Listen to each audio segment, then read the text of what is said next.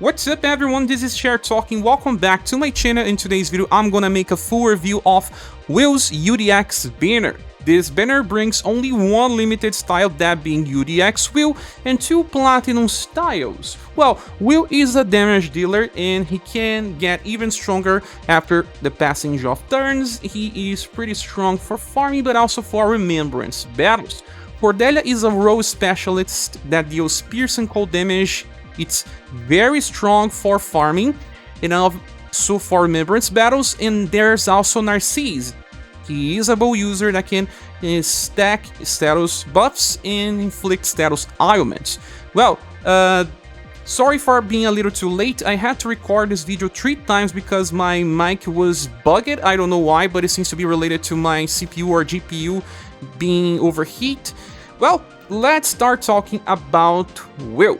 First of all, there are 6 different styles of Wil in the game, and well, this A style is limited, the S style is limited, and the SS styles are all limited besides Tycoon and his ult. Yeah, this one was that one that haunted everyone in their summons, but he's not on the off-banner list anymore, at least. So, well, I guess the Anima Honing Ninja is the last one. We call it the Perfector Wil, and we'll be comparing it to the UDX one, because there's not that many times since he was released. So, well, we have a bigger STR. This version is more focused on STR. And there is similar endurance, the same dexterity, inferior agility. That's funny. We have a little lower intelligence. Wil is pretty much the same, and love and charisma are just similar. So in the end, what we get is better STR, but inferior agility and intelligence. The two versions are hybrid. There is also the Christmas style that has a roll attack that we'll be discussing later, but this version is kinda old for today's standards. It's more about inheritance. Well, this one here has double arrows for STR, as you see it's a focus, but 1 arrow for Wil. But the bonuses goes for STR and endurance. Strange, right? But since he's used it on Remembrance Battle a lot, that kinda makes sense. His agility is not that high for farming, so you're going to have to use him on a formation that increases his attack order or his speed. You can find intelligence if you have the Perfector style, so you can have 2 arrows here. Those 2 are the most important status anyway.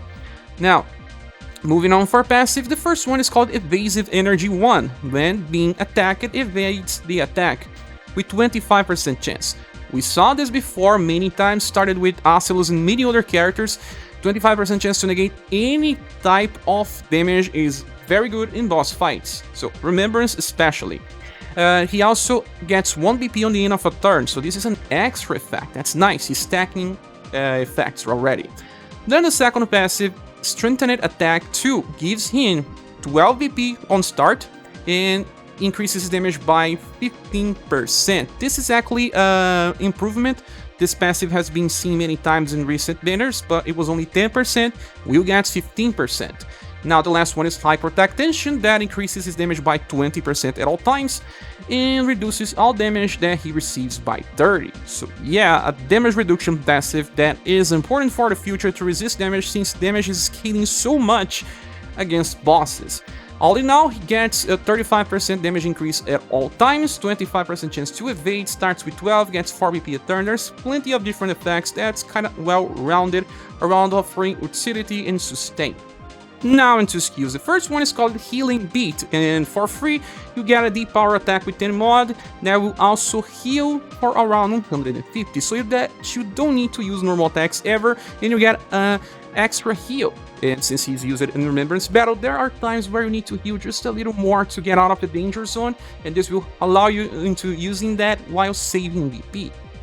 The second skill is called Twin Swallow. For 6 VP you get 2 hits of Deep Power and 13 mod that will also buff Wil STR by 25% on max value 2 times. So the first hit it's normal, then you buff, and the second hit will do more damage. And then when you use this attack again on the second turn, you have 2 buffs stacked, and then you get 3rd and 4th and so on. So this skill is very useful to use against single target bosses, and just buffing STR will increase the damage potential by a lot.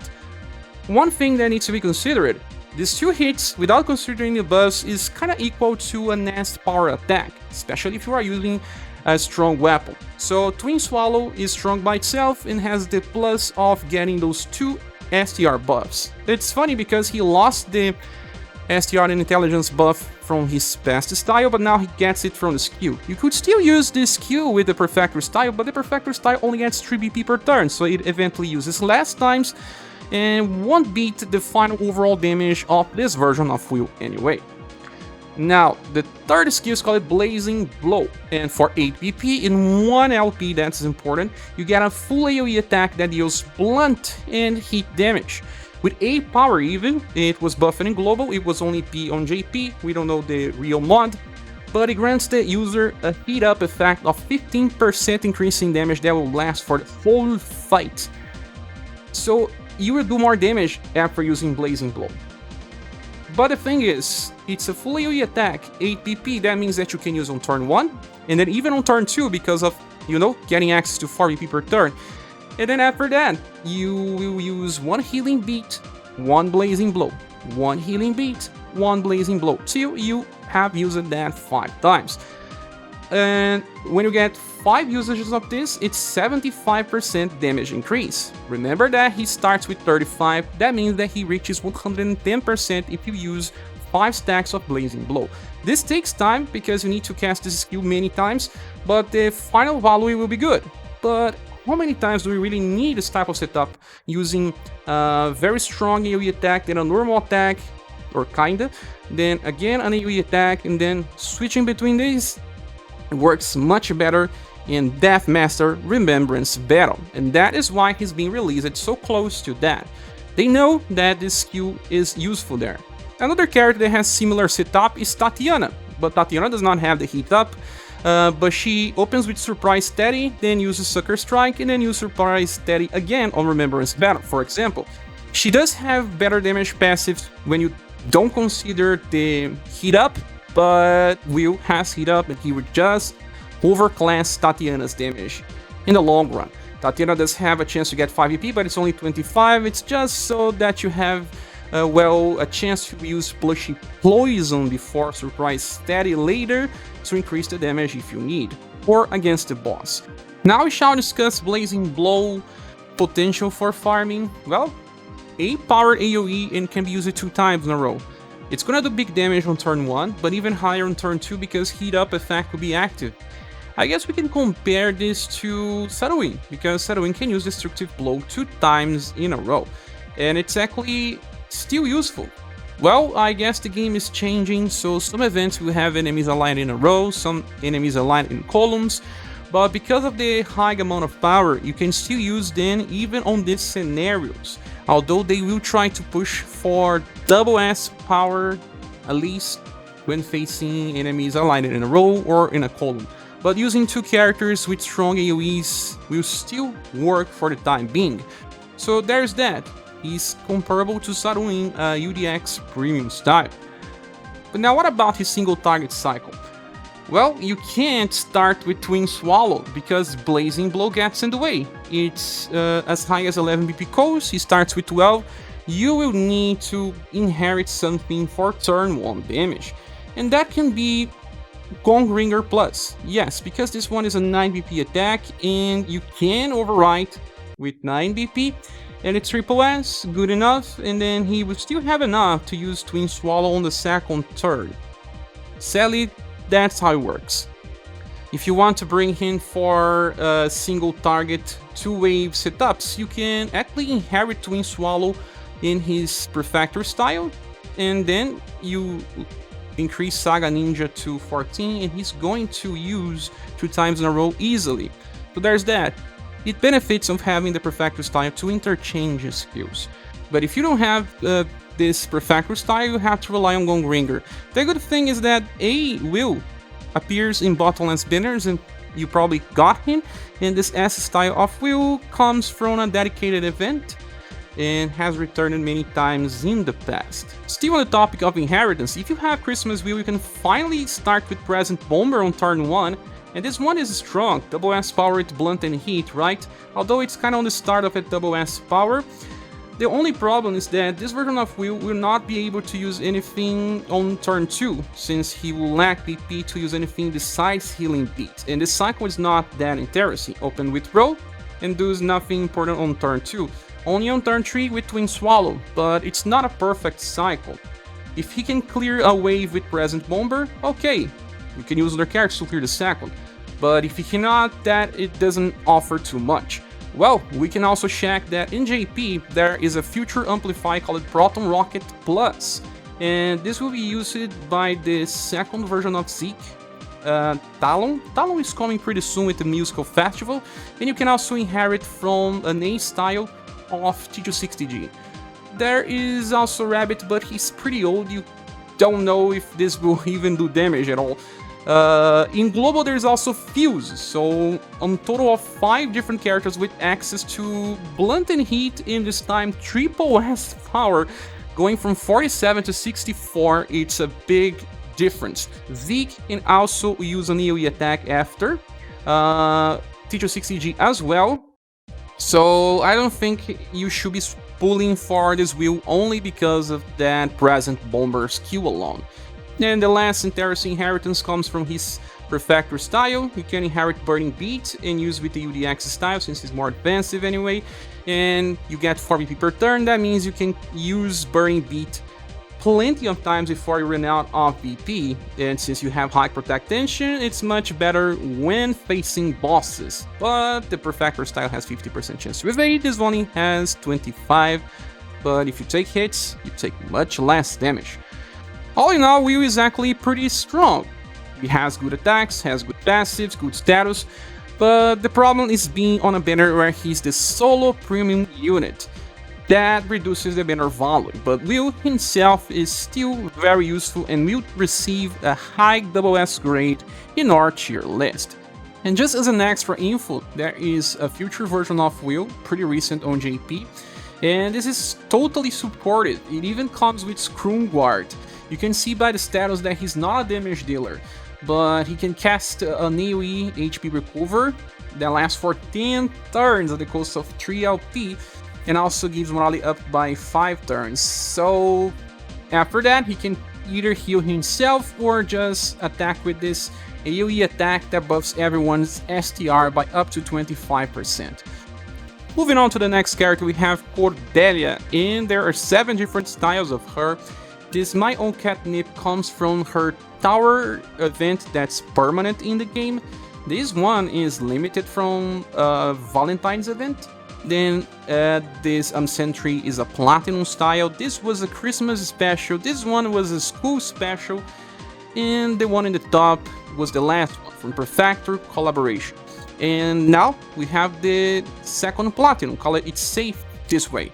We should be comparing these 2 styles because they are the most recent ones, and this one is premium, so it makes total sense to compare because this Cordelia is faking out as a Platinum style. She has passives and skills like any premium style, and some people will find this as an excuse to summon on his banner since it may take plenty of time to get this Cordelia by waiting till she drops from a Platinum summon. Well, just see here. We have just 4% less STR when compared to the last premium style. The endurance we lose 4% as well. Dexterity 3% we lose, that's pretty similar. We get 3 more points of agility. Intelligence is pretty much the same, 6 more Wil, and love and charisma around the same. So very small difference between the 2 versions, and if you win in something, you lose in another. So, well, that's very good sign. She has double arrows for agility, 1 arrow for STR, and even bonuses for that, so you see that she is made for farming by focusing on those 2. When you compare to the older version, the Perfector has the inverse. Double arrows for STR, 1 arrow for agility, but still focus on both. Now, the good thing about this character is that although it does not have such a high endurance, there is some goodwill, and bosses that use magical attacks are usually weak to Pierce, and she can be used in some situations where you have to use roll attacks. Well, for passives we have alternating attack and defense, and this one has 2 different effects in different turns. The first, on odd turns, that being turn 1, 3, 5, 7, 9 and beyond, she gets an action order increase by large effect. That is huge. If you are using her on an Amazon react formation, for example, her agility is already pretty high, and she gets an action order increase to go first. And also a morale up medium effect that lasts for 1 turn and increases her damage by 25%. So actually very offensive and made for farming. And there's a reason for that, but we have to check the skills later.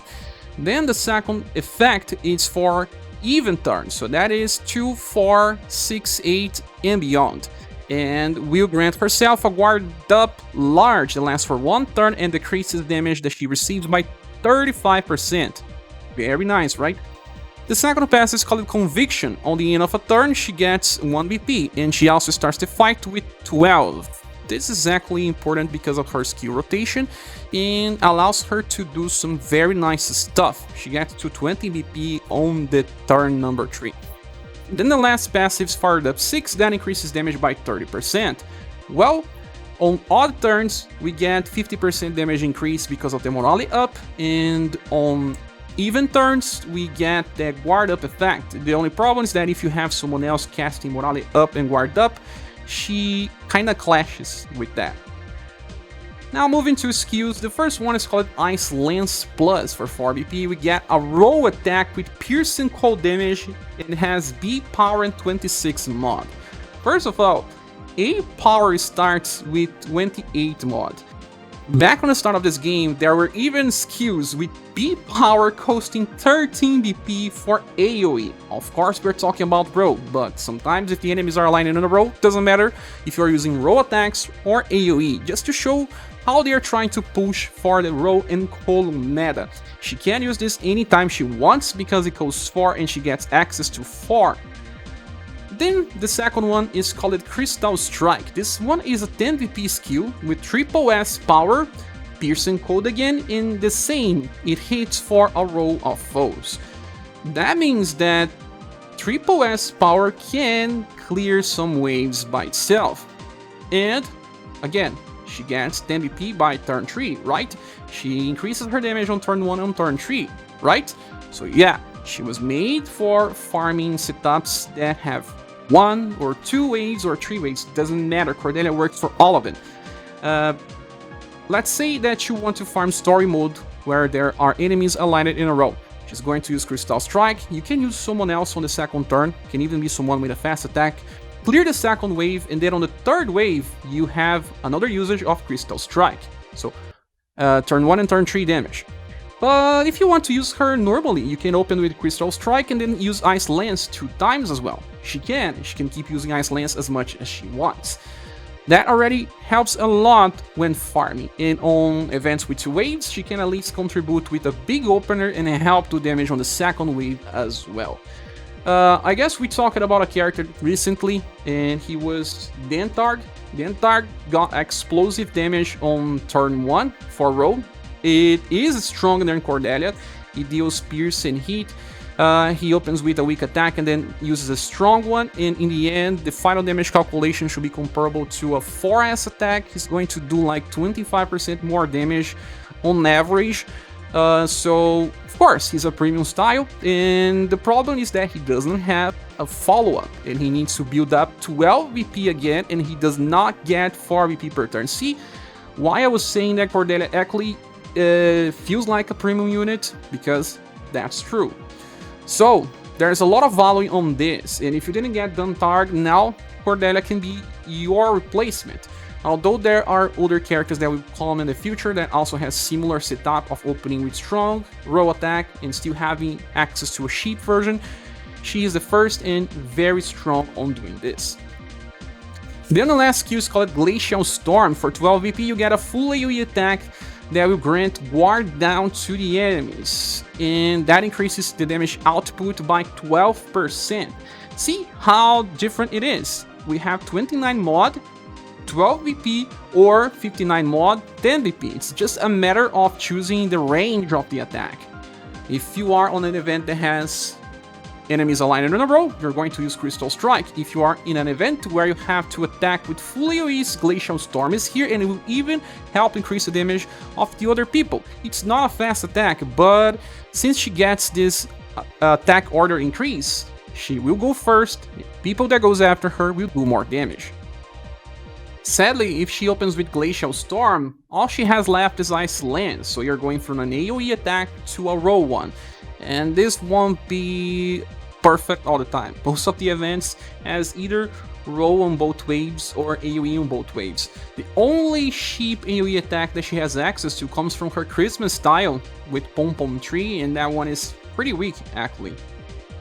But if the second wave has a boss or something, it's still good, because Ice Lance, even when considered as a single target attack, is pretty strong, with B power and 26 mod. Now, there are plenty of interesting inheritances to use with Cordelia, even with her Prefector style, because it also starts with 12, but this one gets to 20 BP on the third wave, and that allows some interesting things, like, well, the first, let's check her version from Valentine's. This one has Acupuncture Plus, so you can use this on turn 1 and on turn 3 if you want. That will probably be used for, well, story farming or some events with 3 waves. And Acupuncture Plus is a guarantee to the buff SDR. You can also get Big Wheels Plus if you want to do only pierce damage on AoE on turn 1. It's stronger than her AoE attack. If you don't want to attack with someone else after her, Guard Down would not matter, so you get bigger damage to try to kill and one-shot the first wave. Another inheritance comes from her Christmas as well. This is Triumvirate Plus, and because she gets 4 BP a turn, she can use it every 2 turns. Use a normal, use Triumvirate, normal, Triumvirate, and so on. She can even use Triumvirate 2 times in a row for when you have only bosses in a 2-wave setup. So, but it requires having access to the Christmas Cordelia. If you don't have the Christmas one, another thing is to inherit Multi-Trust and use it 2 times in a row. And it does carry RNG things more for raid than farming. And from her Prefector style, you can get All-in Trust and finally be able to use it constantly, because this version of Cordelia had to rely on triggering her plus 3 BP passive in order to have enough BP to use All-in Trust again as soon as she used it first. And this is a charge attack that opens with 1 hit and then uses 3 hits with 8 power. Still strong, but not useful everywhere. And the last one will come from her Platinum style. Dual Strike will be amplified into triple S power using 12 BP. So it works for events where she will use it to kill a boss or just try to. So there's plenty of different inheritance for Cordelia. It requires some premium styles in order to get full access to, but Cordelia as she is, as a role specialist, is already good enough, and we will see plenty of events like that. Because Cordelia has such power and can be compared to any other premium style, summoning on this banner if you want both Cordelia and Wil is not exactly a problem, because she will help you now instead of waiting till she drops from a platinum pool. That can take plenty of time. I still don't have Strumnikin myself, so if you want to guarantee that she drops now, you have the choice. And one last thing, Cordelia is actually pretty strong for Remembrance battles, especially Death Master, because you need to use roll attacks and she's going to do the biggest type of damage after the target. Both together will just destroy that event. But besides, she can increase damage, she can use Guard Up, she has access to plenty of different rotations, she's going to be a staple on spear fights. The only problem, kinda, is that you don't really need that many premium styles, because Matriarch is the best character for Remembrance and she enables almost anyone if you have Paean of Victory, Paean of Peace. So there's no need for Cordelia, although she is indeed pretty powerful. Because of that, she's going to receive a high SS grade to our tier list because of that sheer amount of power. Just as an ad, there's no future version of Cordelia up to this point on JP, so she is what you see, but she's a pretty common character and we'll probably see another style in the future. The last character is Narcisse, and that's not the first time that he gets a style. We had one called Count on Me from a SaGa Soul banner, he even got a rerun, So he is a bow user that can use earth spells. We shall compare the two status, and well, we got a little extra endurance, just 5% more dexterity, almost the same agility, much bigger intelligence, a little bigger will, and love and charisma barely matters for this character.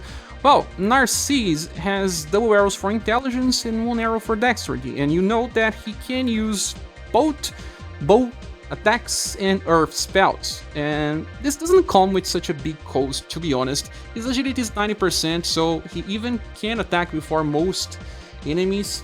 Endurance and will kind of suffer like it should, and he's not defensive anyway, but he comes with a risk.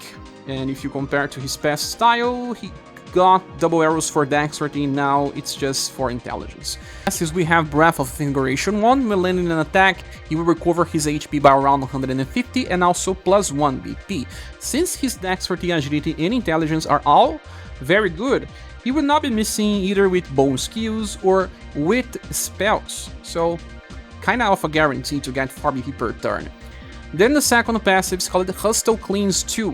Dexterity and intelligence. When landing an attack, he buffs dexterity and intelligence by 15%. That is already good, kinda premium level. But when landing an attack on overdrive, he will also remove all the status buffs from your enemy. So yeah, a buff break. And if he uses a single target attack, it will be a single target buff break. If he uses an AoE attack, it's going to be an AoE buff break.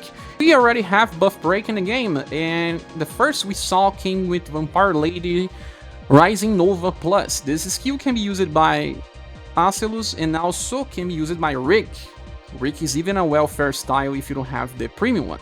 And we also got that with Barbara, Global X style, Dark Wash, that can be used by other characters like Rock Bouquet and Rouge. So there are plenty of different characters that can buff break in the game, but they do that for single target. Usually when you need to buff break, you have to do that fast, usually over 3 turns at least. So Narcisse needs to get to overdrive, and he may not get in 3 turns, maybe 4, maybe 5, depends on the situations, but it's a gimmick that he can take advantage and help. And now the third one is called High Battle Tension, increasing damage by 20% and starting the fight with 11. And he needs 11 to use his skill number 3, that's why they gave him High Battle Tension. The problems with Narcisse is he's very low sustain. Endurance and will are not high, and he doesn't have any type of damage passive, but that's just how bow users are, it's kinda standard. Now moving for our skills, the first one is Rock Fall, a spell from the earth element, so you need a bow with earth element. And deals blunt and pierce, that's good, 2 elements, and there is a chance to debuff intelligence. And there's also a chance to stun. Well, 2 additional effects with a skill with double elements and 2 BP only, that's actually pretty nice. Well, he debuffs intelligence, it would be so awesome if he debuffed will, but it's still good enough if the enemy has intelligence based attacks and sometimes you fail to stun or you're still on preparation to fully stun the enemy. So for 2 BP that means that he still has more BP left, like 2 per turn, so that you can use another skill. That I'll show you later. Now for skills, the first one is called Rock Fall, and for only 2 BP you get a double element attack. So for our skills, the first one is called Rock Fall. This is an earth spell, so you really need a nerf bow with Narcisse, and it hits for blunt and pierce with deep power and 13 mod. For itself is already good. But then he has 2 different effects. The first one, he has a chance to debuff intelligence. His intelligence is pretty high, he's a good intelligence debuffer. And he also has a chance to stun. So it also relies on intelligence. He will be able to stun lock some enemies after you buff, debuff. The good thing is that he can also help decrease the incoming damage if the enemy is based on magical attacks till you can really stun lock. There are boss fights where we can only stun lock on turn 3, for example, because it needs preparation of buffing your squad, debuffing the enemy's will. So if he lands intelligence debuff on turn 1, he already helps sustain as well. See? Although low chance to stun is okayish, there are characters with high chance to stun. I managed to stun with low many times. Then the second skill is called Rain of Arrows. For 9 BP, you get a full AoE attack with 8 power and 32 damage. And the most interesting thing is that it only costs 2 BP, so you can spend this as much as you want. And saving 2 BP for something extra later. Now, the second skill is called Rain of Arrows. This is a bow skill. It uses his dexterity. And it's full AoE with 8 power and 32 mod. For only 9 BP, this is actually pretty good. You know why it's only 9? Because of Death Master Remembrance. You need to use either full AoE or roll attacks every 3 turns, and since he buffs his dexterity, he's going to do very good damage and will be able to help you in Death Remembrance if you still haven't cleared that. And since bow users are pretty rare, Narcisse is actually a very good one. Then the third one is called Pile Petra, and for 11 BP, the one that he gets on start, he will be able to attack between 1 or 3 times with a spell, yes, that does blunt damage only this time. Each hit has 8 power and 31 mod, and will have a chance to debuff the target's intelligence by up to 15%, just like Rock's Fall. But you see, between 1 to 3 hits, there's a lot of gamble here, but if you don't mind about restarting the fight, this is the first skill that you should be using. And if he debuffs intelligence 3 times and the enemy does not have the 5 weaknesses, you're going to have very low damage from the enemy right on turn 1. Remember that his agility is not that bad, he's probably going to attack before the enemy, reducing the damage output. And after he uses this skill, he's going to use Rock Fall, and when he gets enough BP, he's going to use Pile Petra again. So this is his main cycle. Use it for boss fights if he wants to be an intelligence debuffer. If he wants to be a stunner, he has to stick to Rock Fall and only use Pile Petra and Overdrive or to kill the enemy. Still pretty interesting setup. He's a bow user that does mostly blunt damage for bossing or A damage for farming. Also, although he's not exactly a good farmer, you can use Ring of Arrows on turn 1 and then again on turn 3 because of high battle tension. So he can be used for stuff like Final Island, for example, or story farming. Now talking about damage, if he gets to hit 3 times, this is equal to 4s damage. Well, but carries so much RNG, you should only use this if you want to restart the fight till you land. Now talking about inheritance, actually all of the past skills have some utility somehow. Petra Delta may be the most interesting if you need Petrify, because we don't have many skills that Petrify, and the current Narcisse has a better combination of agility and intelligence to land Petrify better. Then we have the Rapid Volley Plus skill, so that you open with Rain of Arrows and then use Rapid Volley as much as you want, because 4 BP means you can use it anytime. And he does have a single target nuke attack called Instant Wall Arrows that will have a better average damage if you want to use for farming, because Pile Petra has RNG, but it's not that strong. I don't think you're going to bring him for farming, at least with this setup anyway. So Narcisse has some utility for Remembrance. He was made for that. Although he can use it for something else, I think he's too squishy for real hard challenges. So Narcisse is actually useful in the right scenarios. Well, if you can't debuff the intelligence from the enemy and the enemy does not have buff break, well, he can start with the high values, up to 45% intelligence debuff, and then he can keep debuffing with the sheep attack. But if the boss has buff break, then I don't know, he may not be so useful, because there's a lot of RNG in the values that you are debuffing. You may trigger a Terra Soul, and that may complicate things further. But there's this utility for Remembrance, since we don't have many bow users. But for any other type of challenges, I don't think Narcisse is too good, because he's pretty squishy and limited. But at least there is this interesting thing on being able to remove all targets' buffs with Overdrive. So you're going to have to use Rain of Arrows or Rapid Volley or Petra Delta to hit all of them, and you will be able to remove their buffs. I don't know how many times this will be useful at all, but it exists, right? So Narcisse is not as good as the past two styles we discussed here. He's going to receive low SS grade, but still pretty useful when applicable. Now, moving on to the banner image, is this banner worth summoning for? Well, we need to separate things here. If you think about the character's utility in all, if Cordelia was not a platinum style, I would give this banner a silver award. But since she's not, you can wait and get her later, like I said, but you're playing with RNG. And since only Wil is limited, and his setup is not exactly a must-have, you can skip and use something else in the future, this banner only receives a bronze award. If you like the characters and want to get them now, I cannot say it's a totally bad decision, especially because even if you get Narcisse, he can help people that have difficulty with remembrance. So you can find utility for all three characters. That's not something that happens all the time. We had plenty of banners where only two characters were useful and the other one was just extremely niche or super bad. So there's that, but if you are someone with not many gens and want to save, skipping here is actually a good decision.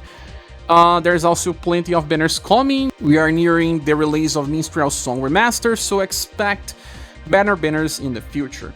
But this is my opinion. What is yours? Please say here on the comment section. Thank you so much for watching this video. Please subscribe if you haven't. If you want to support the channel, there are links in the description. And hope to see you soon in the next one. Bye. Another thing about Rockfall is that since we have Hostile Cleans that will keep buffing Intelligence and Dexterity, after 4 stacks of buffs, you have pretty high Intelligence, so even a low chance to stun will actually be pretty high.